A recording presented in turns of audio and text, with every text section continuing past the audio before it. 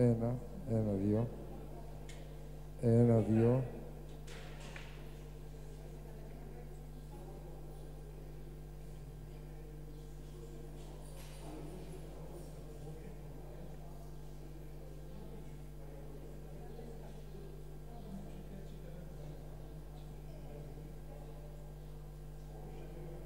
Ένα, ένα.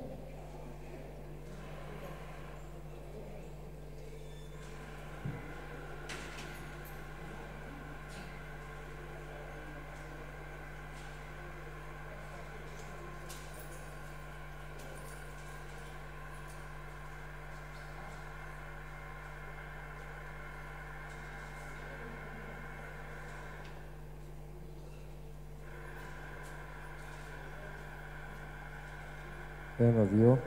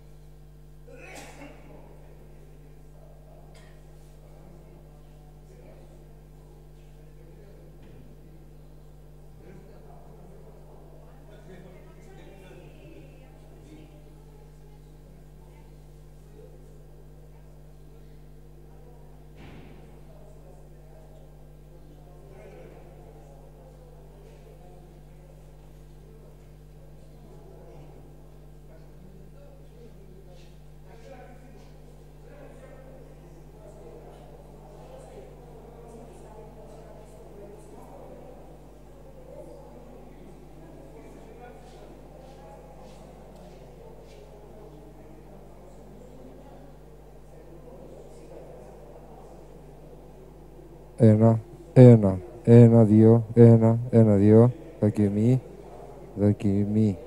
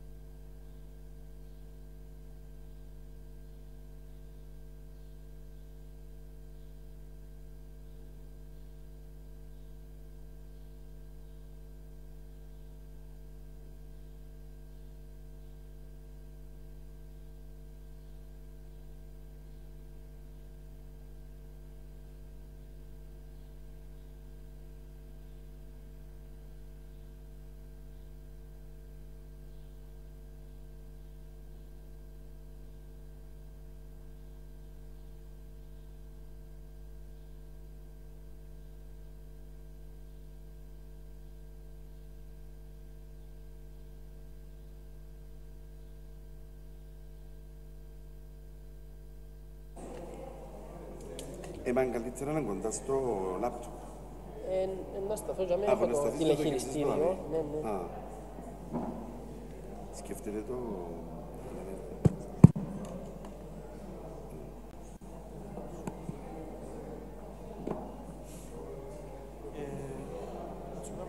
Όχι, ένα λεπτό να αλλάξουμε θέση. Γιατί? Να βγάλω το USB.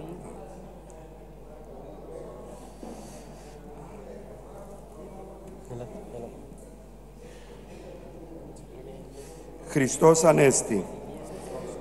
Σας καλωσορίζουμε στην τελευταία διάλεξη της φετινής χρονιάς, στη λήξη του Σαλαμίνιου Ελεύθερου Πανεπιστημίου Αμμοχώστου, εκ μέρους του Πανιερωτάτου, ο οποίος βρίσκεται στη Θεσσαλονίκη ως συμμετέχον, ως ομιλητής στο μεγάλο συνέδριο που πραγματοποιείται προς τιμήν του Οικουμενικού Πατριάρχη.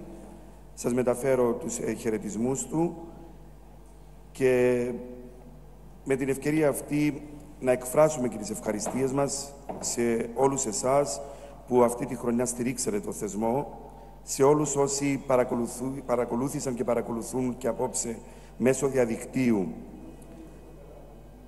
τις διαλέξεις. Να ευχαριστήσουμε τους χορηγούς μας, τους χορηγούς επικοινωνίας.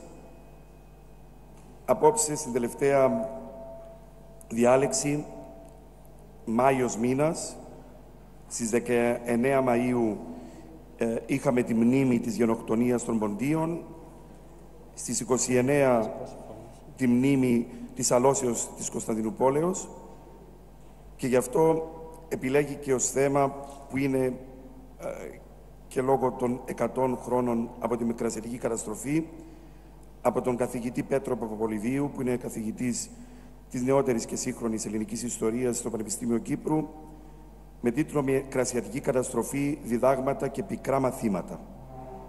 Λόγω εκτάκτου κολλήματος, ο καθηγητής δεν μπόρεσε να είναι μαζί μας απόψε και γι' αυτό θα μας παρουσιάσει το θέμα ο διδάκτορ Χάρης Αλεξάνδρου. Συντονιστής στην απόψινή συζήτηση θα είναι ο θεολόγος Γιώργος Κυπριανού, ο οποίος έχει μια ιδιαίτερη σχέση με τη Μικρασία και την Κωνσταντινούπολη, γιατί μέσα από τον Πολιτιστικό Σύλλογο Ρωμιοσύνη, του οποίου ηγείται, έχει διοργανώσει αρκετές φορές εκδηλώσεις αφιερωμένες στην Κωνσταντινούπολη και στη Μικρά Ασία. Η κυρία Δόξα Κομοδρόμου, εκ μέρους του Πανεπιστημίου Κύπρου, θα απευθύνει στη συνέχεια σύντομο χαιρετισμό.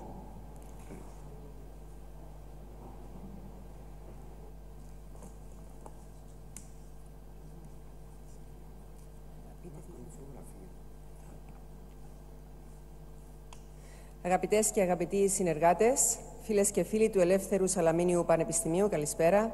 Ο θεσμός του Σαλαμίνιου Ελεύθερου Πανεπιστημίου Αμμοχώστου ολοκληρώνει απόψε τον 11ο κύκλο των διαλέξεων του. Ο θεσμός έχει καταξιωθεί στη συνείδηση της τοπικής κοινωνίας, καθώς κύριο σκοπό είχε και εξακολουθεί να έχει τη διαβίου μάθηση, αλλά και την ανάπτυξη ενός δημιουργικού διαλόγου μεταξύ Πανεπιστημίου Κύπρου, κοινότητας και κοινωνίας. Προάγει διαχρονικά την κριτική θεώρηση κοινωνικών θεμάτων και την επιστημονική προσέγγιση σύγχρονων ζητημάτων, με την ψηφιακή εποχή άλλωστε λόγω κορονοϊού να αποτελεί πλέον γεγονός. Ζούμε, εργαζόμαστε, επικοινωνούμε, διαβάζουμε με τη συμβολή πια της νέας τεχνολογίας. Η ανοιχτή αυτή ψηφιακή πρόσβαση είναι πλέον αναμφίβολα πολύτιμη και αυτό αποδείχθηκε στην περίοδο που διανύουμε ακόμα και σήμερα με όλες τις δυσκολίες και τα προβλήματα που δημιούργησε η πανδημία. Ο κορονοϊός που μας στέρισε 2 διαλέξεις στα στρατόπεδα της 7ης Ταξιαρχίας Πεζικού, αφού δεν επιτρεπόταν τότε η πραγματοποίησή του στη δεδομένη στιγμή, ο πρίτανης και ο καθηγητής Σταύρος Φωτίου θα βρίσκονται όμως στο πλευρό μας για την επόμενη θεματική του προγράμματος του Σαλαμίνιου. Παρόλα τα προβλήματα που είχαμε να αντιμετωπίσουμε και φέτος όμως, πιστεύω ότι ο θεσμός συνέχισε απρόσκοπτα το στόχο του. Γι' αυτό επιτρέψτε μου σε αυτό το σημείο να ευχαριστήσω θερμά εκ μέρους του πρίτανη και των πανεπιστημιακών αρχών, τους εισηγητές και τις εισηγητρίες, αλλά και τους συντονιστές και τις συντονίστριες για τη συμμετοχή τους στο φετινό κύκλο διαλέξεων.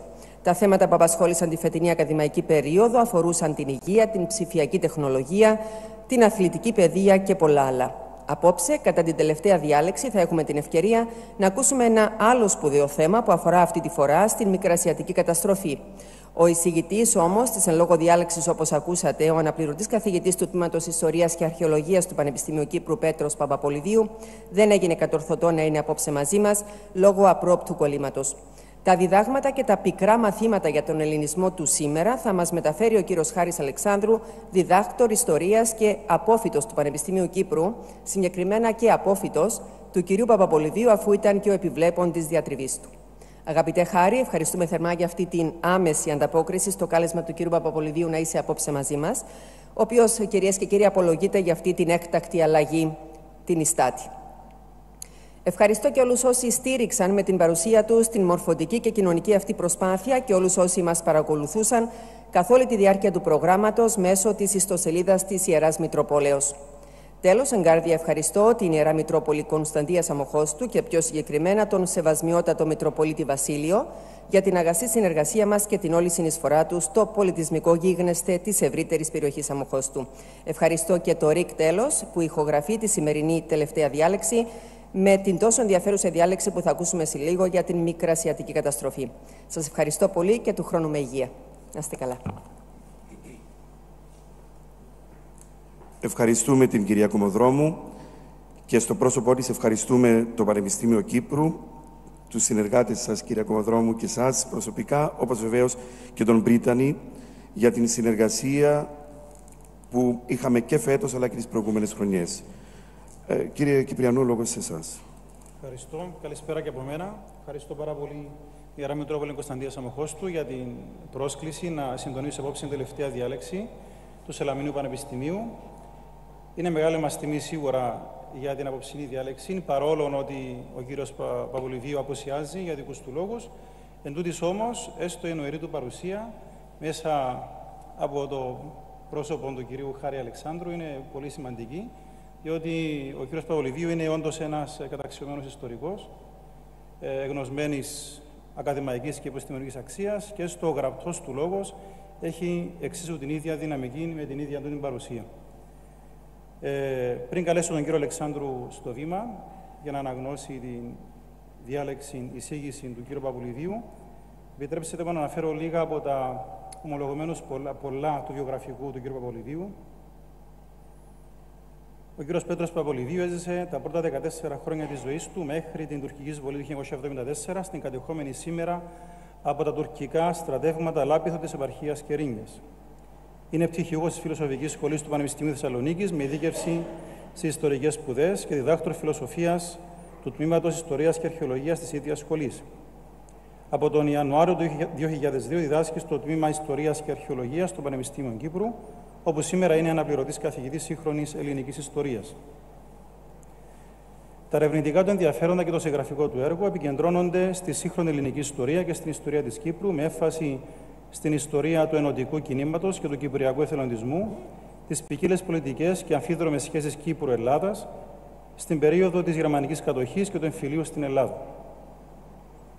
Ανάμεσα στα βιβλία του περιλαμβάνονται μονογραφίες για την κυπριακή συμβολή στους ελληνικούς πολέμους του 1897, του 1912-13, στο Μακεδονικό Αγώνα και στον Πρώτο και Δεύτερο Παγκόσμιο Πόλεμο.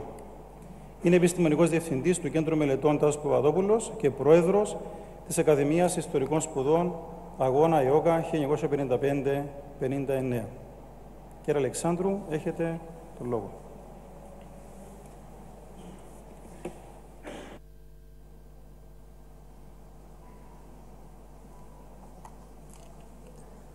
Κυρίες και κύριοι, καλησπέρα.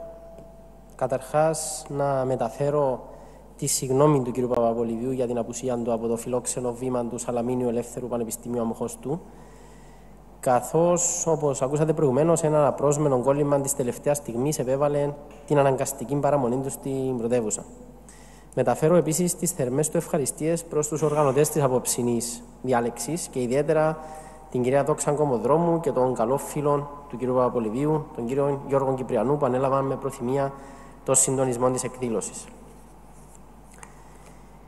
Η διάλεξη που θα παρακολουθήσουμε παρουσιάζει συνοπτικά ορισμένες από τις κύριες αιτίες της μικρασιατικής καταστροφής εστιάζοντας στους εσωτερικούς παράγοντες που συνδέονται άμεσα με το νοσηρό κλίμα του εθνικού διχασμού και των πολιτικών παθών που είχαν επικρατήσει στην Ελλάδα από το 1915.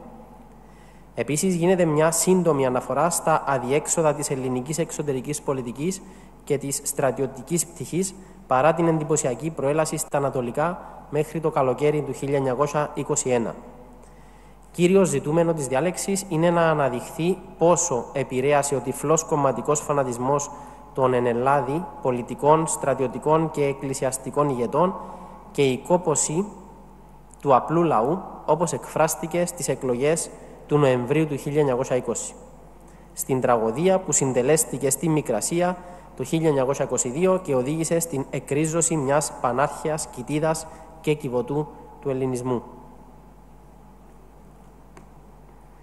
Η Μικρασία, κυρίες και κύριοι, λόγω θέσης, ήταν πάντα σταυροδρόμι και χωνευτήρι πολιτισμών, θρησκειών και νοοτροπιών και χώρος όπου γίνονταν δεχτά εύκολα τα ανανεωτικά ρεύματα και οι νέες ιδέες στην τέχνη και τον πολιτισμό.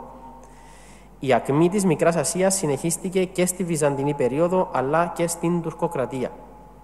Η Σμύρνη, η πρωτεύουσα της Ιωνίας, η Νγκιαούρη Σμύρ για τους Τούρκους, ήταν από τα μέσα του 18ου αιώνα μια ευρωπαϊκή πόλη και αποτελούσε τον πνεύμονα του Αιγαίου και μαζί με την Κωνσταντινούπολη τις δύο βασικές εξόδους της Ανατολής προς τη Δύση.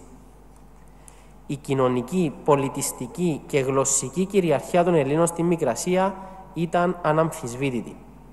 Η γλώσσα του εμπορίου και των συναλλαγών ήταν η ελληνική, μια γλώσσα που χρησιμοποιούσαν και οι αλλοεθνείς κάτοικοι της περιοχής, Τούρκοι, Αρμένοι και Λεβαντίνοι. Οι ξένοι περιηγητές περιγράφουν τη Σμύρνη του 19ου αιώνα ως τη μεγαλύτερη ελληνική πόλη και ας μην ανήκε στο ελληνικό βασίλειο, ενώ φιλοξενούσε ορισμένα από τα σημαντικότερα εκπαιδευτήρια στην ιστορία της ελληνικής εκπαίδευσης, με πιο σημαντικό την Ευαγγελική Σχολή και μέχρι το 1819 το Φιλολογικών Γυμνάσιων Τυπογραφείων από το 1813, σπουδαίες ελληνικές εφημερίδες με πιο σημαντική την Αμάλθεια. Τέλος, στη Σμύρνη ιδρύθηκαν οι περίφημοι αθλητικοί σύλλογοι Απόλλων και Πανιώνιος. Η πνευματική ακμή της πόλης ήταν τέτοια, ώστε αποτέλεσε φυσιολογική εξέλιξη η ίδρυση Ελληνικού Πανεπιστημίου στη Σμύρνη το 1922. Θα λειτουργούσε το Σεπτέμβριο του 1922 και θα ήταν το δεύτερο ελληνικό πανεπιστήμιο αν δεν το προλάβαινε η μικρασιατική καταστροφή. Όλα τα παραπάνω τα περιέγραψε επιγραμματικά στο ημερολόγιό του ο Σμυρνιός Γιώργος Σεφέρης το καλοκαίρι του 1950. Ανοίγουν εισαγωγικά. Σε αυτά τα μέρη, γράφει, δεν μπορείς να μη συλλογίζεσαι όλο ένα την παλιά Ρωμιοσύνη. 4 ή 5 αρχαιολογίες στη Μικρασία. Προκλασική, κλασική, ελληνιστική, βυζαντινή και νεοελληνική. Τούτη την τελευταία την αρπάζεις τη στιγμή που βυθίζεται στο χώμα. Μπορείς να διακρίνεις ακόμη τους λόρους που τη δένουν με τον πάνω κόσμο και κόβονται ο ένας μετά τον άλλο. Ελληνική γλώσσα, εκκλησίες, σπίτια, παραδομένες χειρονομίες. Έπειτα από 2 γενιές όλα αυτά θα έχουν σβήσει. Και τώρα θα ρωτήσει βασανιστικά ο μεγάλος ποιητής μας που αγάπησε και τη Μικρασία και την Κύπρο, για πόσους υπάρχουν ακόμη. Η Κύπρος είχε, όπως ήταν φυσικό από τη γεωγραφική της θέση, πλήθος σχέσεων και επαφών με τη Μικρά Ασία. Αποτελούσε την ουσιαστική ενδοχώρα για το νησί μας, τη γεωγραφική και φυσική του συνέχεια. Οι επαφές αυτές, αν και περιορίστηκαν αρκετά μετά τη Βρετανική κατοχή του 1878, δεν σταμάτησαν ποτέ. Μέχρι και τις αρχές του 20ου αιώνα, τα πλοία που ένωναν την Κύπρο με το εξωτερικό περνούσαν από τη Σμύρνη. Οι περισσότερες σχέσεις, βέβαια, υπήρχαν με τις απέναντι πόλεις της Κιλικίας, της Καραμανιάς για μας, τα Άδανα, τη Μερσίνα, την Αλλαγιά, την Αττάλια, το Ανεμούριο, τα Κιλίνδρια. Η Καραμανιά πρόσφερε εργασία σε δεκάδες Κύπρους ανειδίκευτους εργάτες, αλλά και εξειδικευμένους τεχνίτες, κυρίως χτίστες. Από την άλλη, σε κάθε πολεμική σύγκρουση ή περίοδο έντασης στις σχέσεις της Οθωμανικής Αυτοκρατορίας με την Ελλάδα, εκατοντάδες Έλληνες των απέναντι μικρασιατικών παραλίων έβρισκαν καταφύγιο για αρκετούς μήνες στην αγγλοκρατούμενη Κύπρο. Το ίδιο συνέβαινε βέβαια και με τους Αρμενίους ύστερα από τις σφαγές, αλλά για μόνιμη εγκατάσταση. Στις 2 Μαΐου 1919, η ημερομηνία πάντα με το παλιό ημερολόγιο, ο ελληνικός στρατός αποβιβάστηκε στη Σμύρνη. Είναι χαρακτηριστικό ότι την αποστολή του ελληνικού στρατού δεν τη ζήτησε η ελληνική κυβέρνηση, αλλά την υπέδειξαν οι σύμμαχοι, για να προληφθούν οι σφαγές του χριστιανικού πληθυσμού που, όπως έδειχναν τα πράγματα, ετοίμαζαν οι σκληροπυρηνικοί αξιωματικοί του νεοτουρκικού κομιτάτου. Οι Μικρασιάτες από τη Σμύρνη, το Κορδελιό, τον Μπουρνόβα, το Καράτσι, αλλά και από τη Μαγνησία, τον Ιμφαίο, τη Μενεμένη, την Έφεσο, το Μαλαντζίκ, το Αϊβαλί, τη Σόκια, με επικεφαλής τον Μητροπολίτη Σμύρνης Χρυσόστομο, υποδέχτηκαν με απερίγραπτο ενθουσιασμό που μόνο ένας σκλαβωμένος λαός μπορεί να αισθανθεί τα ευζωνικά τμήματα του 38ου Συντάγματος. Διαβάζουμε στο κύριο άρθρο της εφημερίδας της Σμύρνης Θάρρος της Δευτέρας Μαΐου με τίτλο «Ημέρα Αναστάσεως». Η ημέρα την οποίαν διαμέσου του ομιχλώδους μέλλοντος διέβλεπον γενεέ γενεών και ενεδυναμούντο εν διακρατάντο αναμονή της. Η ημέρα η οποία κατά αυτήν την υπερτάτην στιγμή της τραγικής πτώσεως θα εγλίκανεν την πικρίαν της ψυχής Κωνσταντίνου του Παλαιολόγου. Η ημέρα στην οποία και κατά τας περιόδους της μεγάλης καταπτώσεως και της εσχάτου ταπεινώσεως δεν επάυσαμεν πιστεύοντες. Η ημέρα δια την Ανατολήν, της οποίας χιλιάδες χιλιάδων εθυσίασαν ζωήν, περιουσίαν το παν. Η μεγάλη ημέρα της Εθνικής Αναστάσεως ανέτειλεν επιτέλους. Φρενιτιώδης επεφημίε εξαπολυθήσε από στήθη πιεζόμενα προμακρού, από ήχους ησυχώ διαδιδόμενε εξήγγυλαν στην Μικρασιατική γην το μέγα και κοσμοϊστορικόν γεγονός της απολυτρώσεως λαού βαρινωμένου υποδουλίας 5 αιώνων. 2 μόνο εβδομάδες αργότερα, στις 19 Μαΐου 1919, η απόβαση του Μουστεφά Κεμάλ στη Σαμψούντα, στον Εύξηνο Πόντο, θα σημάνει την αρχή της τουρκικής αντεπανάστασης κατά των ξένων κατοχικών στρατών εντός εισαγωγικών. Στη Σμύρνη του 1919, οι κεμαλικές επιθέσεις ήταν μια μακρινή πραγματικότητα. Ο ελληνικός πληθυσμός απόλαυσε για αρκετούς μήνες τα αγαθά της ελευθερίας που διακόπηκαν βία και άδοξα το καλοκαίρι του 1922. Στις 27 Αυγούστου 1922, τα πρώτα τμήματα Τούρκων ατάχτων μπήκαν στη Σμύρνη, όπου είχαν συγκεντρωθεί αλλόφρονες 300.000 περίπου πρόσφυγες από το εσωτερικό της Μικρασίας. Λίγες μέρες αργότερα, η ελληνική Σμύρνη, το καύχημα της Ιωνίας, δεν υπήρχε πια. Με την ψυχρή γλώσσα των αριθμών, η πυρπόληση της Σμύρνης είχε σαν αποτέλεσμα την αποτέφρωση 55.000 σπιτιών, 43.000 ελληνικών και 10.000 αρμενικών και 5.000 καταστημάτων. Παρόν στην πυρπόληση και ο ίδιος ο Μουσταφά Κεμάλ. Κορυφαία μορφή του δράματος μέσα στον αιματηρό κύκλο των σφαγών και των αγριοτήτων, ο Μητροπολίτης Σμύρνης Χρυσόστομος Καλαφάτης, που εδώ και μερικά χρόνια έχει ανακηρυχθεί νεομάρτυρας από την Ορθόδοξη Ελληνική Εκκλησία. Ο Χρυσόστομος, σε ένα σπάνιο μάθημα ομολογητικής και ποιμαντικής, αρνήθηκε να εγκαταλείψει το ποίμνιό του. Η σημασία του μαρτυρίου του είναι πολυσήμαντη. Αξίζει να σας διαβάσω πώς την κρίνει ο Γιάννης Καψής, κορυφαίος δημοσιογράφος και για χρόνια βουλευτής, γιος Μικρασιάτη δημοσιογράφου, στο γνωστό του βιβλίο «Χαμένες Πατρίδες». Οι Τούρκοι χάλασαν το δεσπότη. Έλπιζαν έτσι να αποκόψουν κάθε δεσμό του ελληνισμού με την Ιωνική γη. Ήταν το μεγαλύτερο σφάλμα τους. Η φυγή μας από τη Μικρά Ασία, η εγκατάλειψη της Σμύρνης, ήταν μια από τις ντροπιασμένες σελίδες της ιστορίας μας. Δεν θα υπάρχει Έλληνας που να μην ήθελε να τη λησμονήσει, να τη διώξει από τη σκέψη του σαν ανατριχιαστικό εφιάλτη. Ήλθε όμως το μαρτύριο του Χρυσόστομου και ήταν αρκετό για να εξηλαιώσει την ντροπή ενός ολόκληρου έθνους. Το αίμα του, που πότισε τα καλτερίμια της Σμύρνης, γίνηκε ο άρρηχτος δεσμός των νοσταλγών ολόκληρης της φυλής με τις χαμένες και αλυσμόνητες μας πατρίδες. Όσο θα ζει η ανάμνηση του μαρτυρίου του Χρυσόστομου, η Ιωνική γη θα είναι ελληνική και το μαρτύριό του δεν θα λησμονηθεί ποτέ.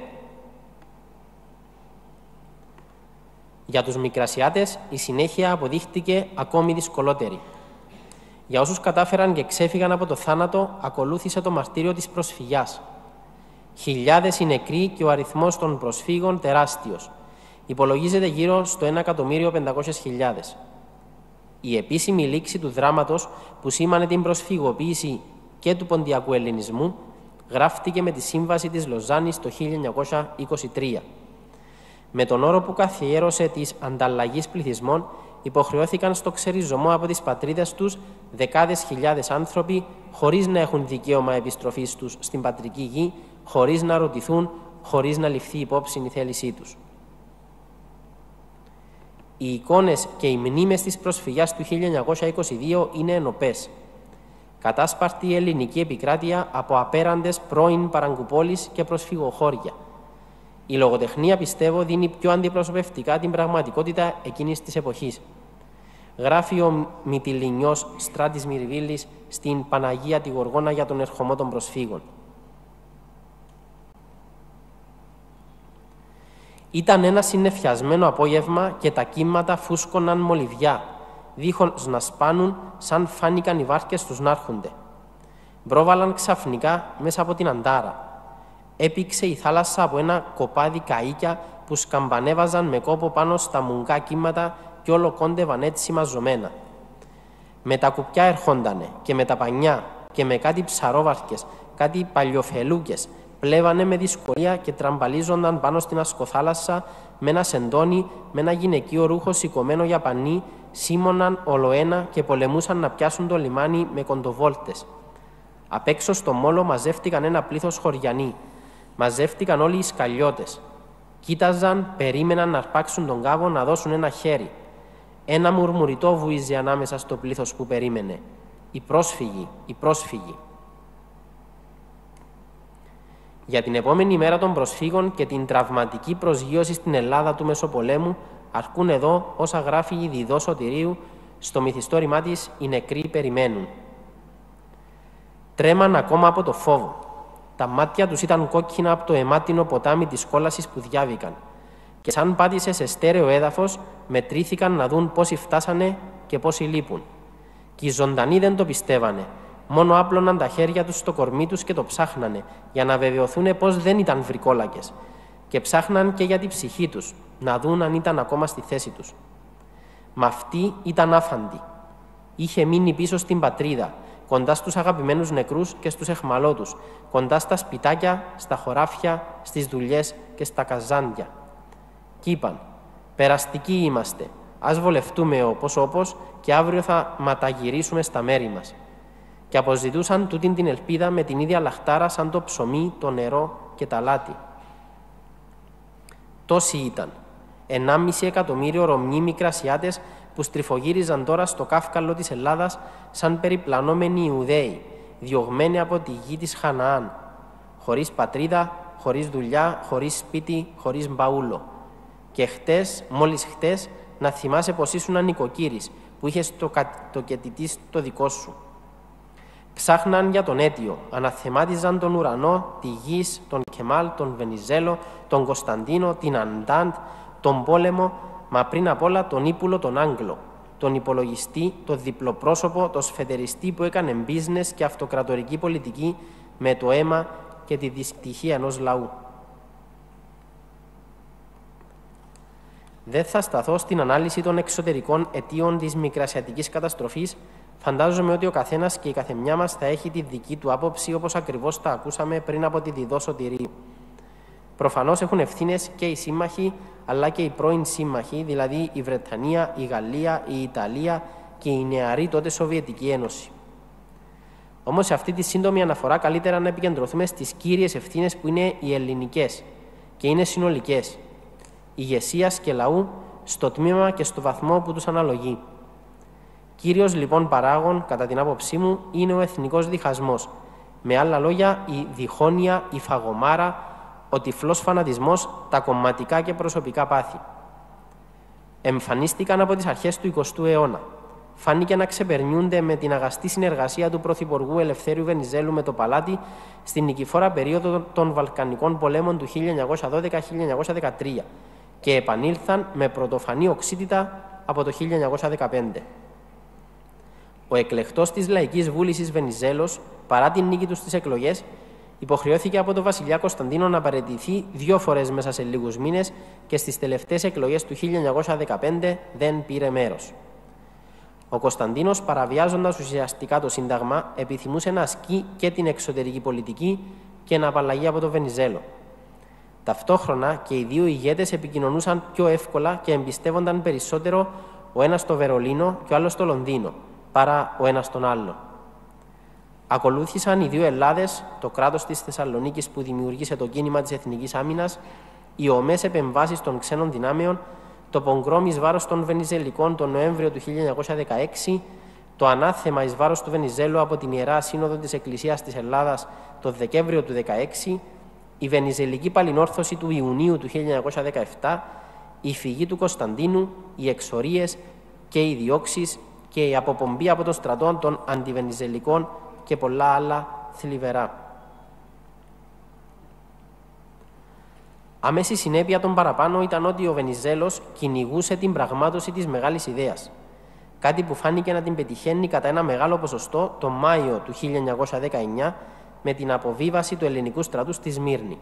Να υπάρχει ένα σημαντικό ποσοστό αντιπάλων του στην Ελλάδα, στην πολιτική και στο στρατό, που όχι μόνο δεν συμφωνούσαν μαζί του, αλλά προσπαθούσαν να μην πετύχει στη διακυβέρνησή του και αντιδρούσαν σε κάθε του βήμα.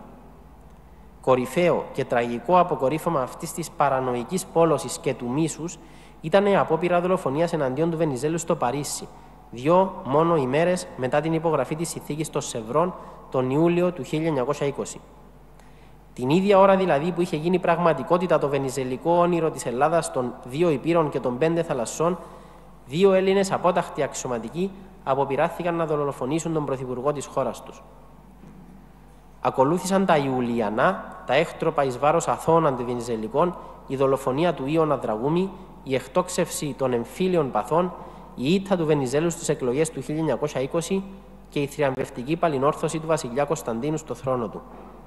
Και εδώ είναι οι ευθύνες του λαού, των εκλογέων που ψήφισαν και αποφάσισαν το τέλος της μικρασιατικής εκστρατείας, το τέλος των μεγαλοειδεατικών ονείρων υπέρ της μικρής και εντύμου Ελλάδος που υπόσχονταν οι αντιβενιζελικοί. Ελαφρυντικά υπάρχουν πολλά, όπως και οι ερμηνείες, με πρώτη την κόπωση των στρατιωτών και των οικογενειών τους που πολεμούσαν με μικρά χρονικά διαλύματα από το 1912 και είχαν φτάσει στα όρια τους. Η επιστροφή του βασιλιά Κωνσταντίνου σήμανε την επάνωδο των αντιβενιζελικών στη διοίκηση αλλά και στο στρατό. Στο μέτωπο, ενώ η προέλαση συνεχιζόταν, οι βενιζελικοί αξιωματικοί αντικαταστάθηκαν ή αποχώρησαν, οι περισσότεροι στην Κωνσταντινούπολη, και τους διαδέχτηκαν φιλοβασιλικοί. Τραγικό θύμα αυτών των εμφύλιων αντιπαραθέσεων στάθηκε ο μικρασιατικός ελληνισμός, οι οποίοι πανηγύρισαν την απελευθέρωσή τους το 1919-1920 και έμελαν να εγκαταλειφθούν στην τύχη τους και να γνωρίσουν τον όλεθρο και την καταστροφή. Και όσοι και όσες κατάφεραν να γλιτώσουν, να πάρουν τον δρόμο της οριστικής προσφυγιάς, όπως έγραφαν οι φιλοκυβερνητικές εφημερίδες τον Αύγουστο του 1922, το κύριο ζητούμενο ήταν να σωθεί η Ελλάδα. Πρώτο λοιπόν και κύριο δίδαγμα, οι καταστροφικές συνέπειες της πολιτικής διχόνοιας. Ερώτημα. Έμαθε ο ελληνισμός ή, αν θέλετε, η ελληνική πολιτική, πολιτιακή και στρατιωτική ηγεσία? Η απάντηση είναι ξεκάθαρη και είναι δυστυχώς αρνητική. Η ελληνική πολιτική ιστορία του Μεσοπολέμου σημαδεύτηκε από πραξικοπήματα και δικτατορίες. Ο Βενιζέλος πέθανε το 1936 στην εξορία έχοντας καταδικαστεί ερήμην σε θάνατο και στη δεκαετία του 1940 στην τριπλή φασιστική κατοχή ακολούθησε ένας καταστροφικός και ανθρωποφάγος εμφύλιος πόλεμος. 20 περίπου χρόνια αργότερα μια νέα πολιτική εχτροπή. Το 1965 εξελίχθηκε σε κυβερνητική αστάθεια και ασυνεννοησία που ολοκληρώθηκε με την επιβολή 7χρονης στρατιωτικής δικτατορίας. Το καθεστώς της Χούντας των συνταγματαρχών έπεσε μετά από μια ασύλληπτη παραφροσύνη το πραξικόπημα στην Κύπρο τον Ιούλιο του 1974 που οδήγησε σε μια νέα εθνική τραγωδία, την τουρκική εισβολή και την κατάληψη του 37% του κυπριακού εδάφους. Και επειδή μιλάμε για επετείους, σημειώνω ότι το 1974 απέχει από τη μικρασιατική καταστροφή μόλις 52 χρόνια. Όσα χρόνια περίπου έχουν περάσει από το 1974 μέχρι σήμερα. Μέσα σε μισόν αιώνα διαπράχθηκαν τα ίδια εγκληματικά λάθη, οι παραλήψεις και επικράτησε η τυφλή μυσαλλοδοξία. Πιο τραγική συνέπεια είναι ο ξεριζωμός των δεκάδων χιλιάδων οικογενειών από τις εστίες τους, η εκρίζωση των μικρασιατών Ελλήνων από τις προαιώνιες ιστορικές τους κοιτίδες και ο βίαιος εκτουρκισμός της περιοχής. Το ότι σταμάτησαν να ακούγονται ελληνικά ύστερα από 3.000 χρόνια στις ακρογιαλιές του Ομήρου. Και βέβαια δεν πρέπει να μας διαφεύγει ότι η νέα γεωπολιτική πραγματικότητα επιβάρυνε δραματικά και την εξέλιξη του Κυπριακού. Μετά την έξοδο των Ελλήνων από τη Μικρασία, η Κύπρος θα φαινόταν για κάποιους πολιτικούς κύκλους στην Αθήνα ακόμη πιο μακριά. Υπήρξαν όμως θετικές συνέπειες. Κανένας δεν μπορεί να αρνηθεί ότι τα καραβάνια των εξαθλιωμένων προσφύγων αποτέλεσαν μια πολύτιμη μετάγγιση στο ελληνικό κράτος, στη δημογραφία, στην οικονομία, στις τέχνες, στα γράμματα, στη μουσική. Παρότι ένα μεγάλο τμήμα τους έζησε και δυστύχησε για δεκαετίες στις παράγκες, στα αντίσκηνα και στα προσφυγικά παραπήγματα, μπορεί να εξισωθούν τα παραπάνω θετικά με αυτά που χάθηκαν? Από τα εκατοντάδες, τα χιλιάδες πανάρχια ελληνικά τοπονύμια που αλλοιώθηκαν και εξαφανίστηκαν. Αλλά και σε ανθρώπινο επίπεδο πώς να μετρηθεί και με ποιες αξίες και θετικές συνέπειες να συνυπολογιστεί ο πόνος των προσφύγων για το υπόλοιπο της ζωής τους. Καταφεύγω για ενίσχυση του τελευταίου επιλογικού μου ερωτήματος στο σεφερικό λόγο από το ποίημα του «Τελευταίος σταθμός». Τη σκέψη του πρόσφυγα, τη σκέψη του εχμάλωτου, τη σκέψη του ανθρώπου σαν κατάντησε κι αυτός πραμάτια, δοκίμασε να την αλλάξεις. Δεν μπορείς. Και παρακάτω η στίχη για τον μνησιπίμωνα πόνο. Η φρίκη δεν κουβεντιάζεται γιατί είναι ζωντανή, γιατί είναι αμίλητη και προχωράει. Στάζει τη μέρα, στάζει στον ύπνο. Μνησιπίμων πόνος. Εύχομαι να είμαστε η τελευταία γενιά Ελλήνων που γνωρίσαμε στο πετσί μας το νόημα των σεφερικών στίχων σταγόνα με τη σταγόνα. Σας ευχαριστώ.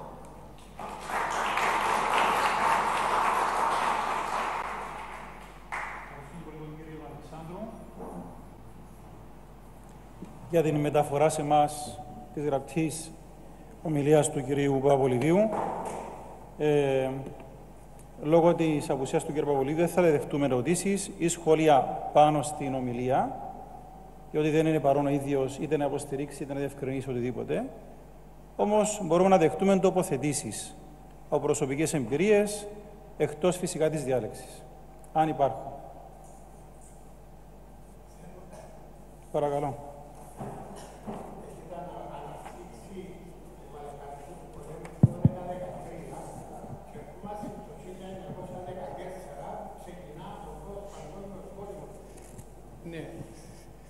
Ξεκινούν το 1914 με τον Παγκόσμιο Πόλεμο. Τότε ο Βενιζέλος ήθελε να ενταχθεί στον πόλεμο μαζί με τους Αγγλογάλλους, να ξεκινήσει τον πόλεμο εναντίον της Γερμανίας. Αλλά ο βασιλιάς ο Κωνσταντίνος, όπως το είχε νοηθεί, η γυναίκα του ήταν αυτή του Κάιζερ, σπούδασε στη Γερμανία, δεν ήθελε να πολεμάει η Ελλάδα εναντίον των Γερμανών.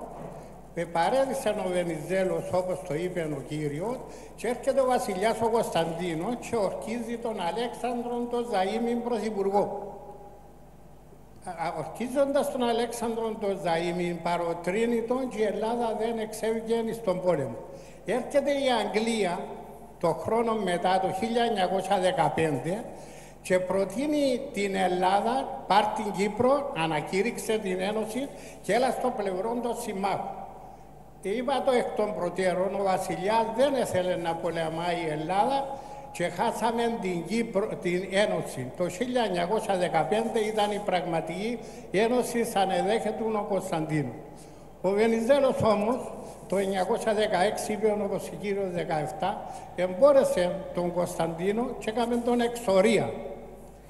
Έκαμε τον εξορία και ορκίζεται ο γιος ο Αλέξανδρος Βασιλιάς, αλλά είχαμε αποτυχία το 9 τέλος του πολέμου, εδάκασε τον οπίθηκο, εμολύθηκε και πέθανε.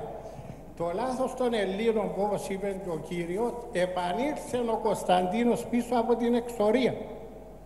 Το χειρότερο, νομίζω ανάφερε κάτι, κατεβαίνει ο Βενιζέλος στις εκλογές, ίσως πολλοί ιστορικοί, μπορεί ο κύριος να είναι ιστορικός, λες ότι δεν έπρεπε να κατεβεί στις εκλογές.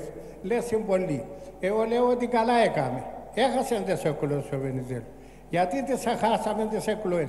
Ο κόσμος ευαρέθηκε τους πολέμους, Βαλκανικούς, πρώην Παγκόσμιο πόλεμο, και έτσι έχασε τις εκλογές. Πιστεύω ο Βενιζέλος η Ελλάδα έπρεπε να τιμήσει και να του δώσει να ξαναεπανέλθει στην κυβέρνηση.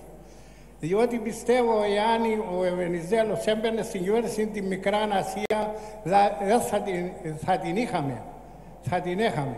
Έτσι το 1919 τα στρατεύματα των Αγγλογάλων έπιασαμε τη Σμύρνη. Λες πολλοί ιστορικοί ότι λάθος που έπιασε τη Σμύρνη. Εγώ λέω καλά έκανα. Με την ιδέα ο Βενιζέλος κάποτε να περικυκλώσουμε και την Κωνσταντινούπολη. Ίσως γράφουν τα ιστορικοί αυτά τα πράγματα.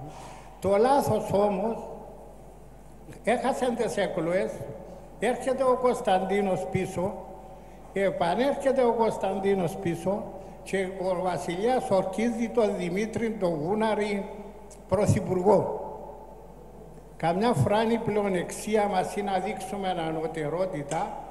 Ο Δημήτρης ο Γούναρης τι κάνει, δηλαδή σου εγώ να κάνω και ό,τι μάγκα, να κάνω και ό,τι δυνατό, και αποφασίζουν με τους στρατηγούς τότε, με τον βασιλιά, να προχωρήσουν προς την Άγκυρα, που ήταν η καταστροφή της Σμύρνης.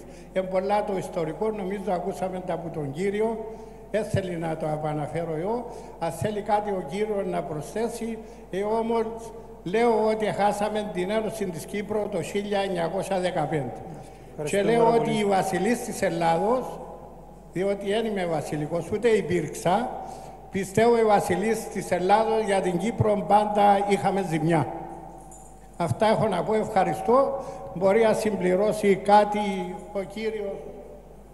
Εντάξει, το μικρόφωνο να πιάσει κάποιος.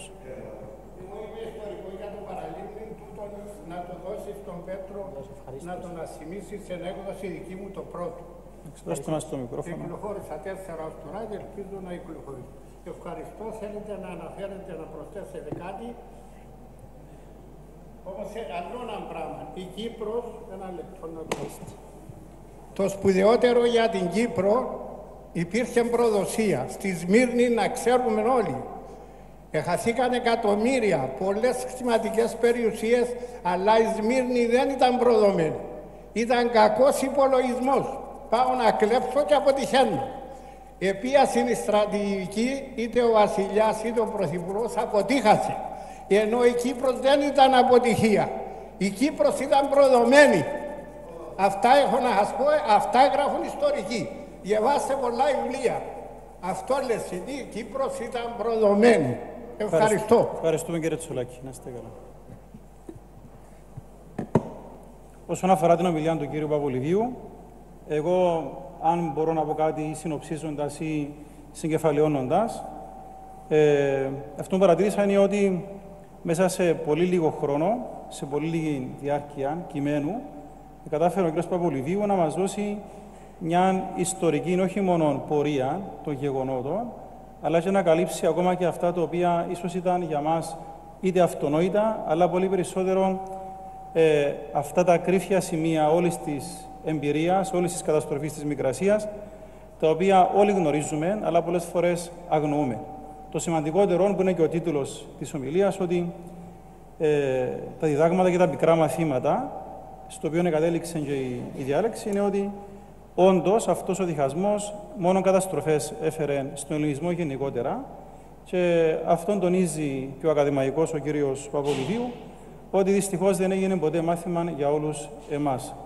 Ανεξαρτήτου τοποθέτησης, ανεξαρτήτου πολιτικού προσανατολισμού, δυστυχώς η διχόνοια που είναι ίδιον του ελληνικού και κυπριακού λαού, πάντα, όπως εφάνηκε, και μάλιστα είναι νοπές ακόμα οι μνήμες, και στον τόπο μας γενικά, πάντα δυστυχώς θα μας ακολουθεί αυτή η πικρή αλήθεια της επαλήθευσης των συνεπειών κάθε εθνικής διχόνοιας. Πάντως ευχαριστώ και εγώ για την τιμή να με καλέσει και να δείξει εμπιστοσύνη στο πρόσωπο μου η Μητρόπολη, να παρουσιάσω και τον κύριο Πέτρο Παπολιβίου άσχετα λύπη, αλλά και τον κύριο Χάριαν Αλεξάνδρου, ο οποίος είναι και ο ίδιος ακαδημαϊκός, είναι και ο ίδιος διδάκτορ της ιστορίας, σύγχρονης και νεότερης ιστορίας. Και εκ μέρους του Σαλαμίνου Πανεπιστημίου να ευχαριστήσω όλους τους παρευρισκομένους, όλους τους συμμετέχοντες, όλους όσοι παρακολουθούν και σε ζωντανά αλλά και διαδικτυακά, και να ευχηθώ αυτός ο θεσμός του Σαλαμίνου να συνεχιστεί, διότι έχει καρπούς. Και μόνο αυτή η ενασχόληση με διάφορα θέματα, είτε ακαδημαϊκά, είτε κοινωνικά, είτε οικολογικά, είτε άλλου περιεχομένου, μόνο ωφέλεια φέρνει, προβληματισμό και βοηθά στην ανύψωση όχι μόνο του μορφωτικού επίπεδου, αλλά γενικά του προβληματισμού που πρέπει να υπάρχει στην κοινωνία του σήμερα. Ναι. Συγγνώμη, δεν μπορούμε να απαντήσουμε. Είναι αντιδιοντολογικό. Ερωτήσεις όχι. Αν είναι ερώτηση, απαγορεύεται. Συγγνώμη.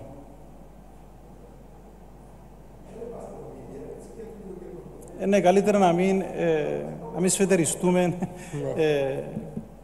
το πρόσωπο του κυρίου Παπολιβίου για οποιοδήποτε θέμα. Παρακαλώ. Αν δεν έχουμε κάτι άλλο, και αν μου επιτρέπετε, να ευχαριστήσω και εγώ και εκ μέρους του κύριου Παπολιβίου τους διοργανωτές της σημερινής διάλεξης και το Σαλαμίνο Ελεύθερο Πανεπιστήμιο. Είμαι σίγουρος ότι αν ήταν εδώ ο κύριος Παπολιβίου θα γινόταν μια πολύ επικοδομητική συζήτηση. Δεν θέλω να παρέμβω και να εκθέσω τις δικές μου τις απόψεις. Έγινε ήδη μια έτσι και πολύ εν συντομία, μια πολύ ωραία ανάλυση. Γενικότερα η περίοδος της Μικρασιατικής καταστροφής, της Μικρασιατικής εκστρατείας που κατέληξε στη Μικρασιατική καταστροφή συζητείται ακόμα και σε επιστημονικό επίπεδο.